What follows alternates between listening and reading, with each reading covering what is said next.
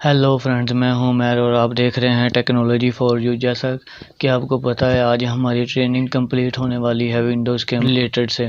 तो पहली वीडियो में तो हमने बनाई थी कि आईएसओ फाइल कैसे बनाई जाती है, उसे बूटेबल कैसे किया जाता है। कल हमने विंडो की थी विंडो 7 पीसी में कि वो विंडो कैसे की जाती है। तो आज मैं उसके पूरे ड्राइवर कर रहा हूँ। पीसी के जो पूरे ड्राइवर करने होते हैं विंडोज़ के बाद, विंडोज़ 7 के बाद तो नहीं करने होते, ज़्यादातर उसके ऑलरेडी हुए होते हैं, लेकिन फिर भी कोई ड्राइवर कर लेना ही बेहतर होता है।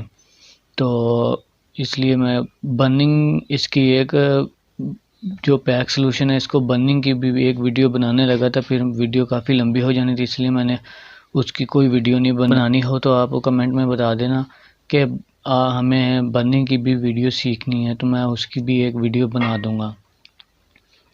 तो कल हम एक नए टॉपिक के साथ वीडियो की शुरुआत करेंगे। आज तो काफ़ी मेरा सर भी दर्द कर रहा था, लेकिन फिर भी मैंने वीडियो बनाई कि नहीं, आज वीडियो बनानी चाहिए हमें।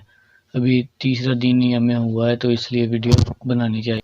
सो चलते हैं अपने पीसी की तरफ।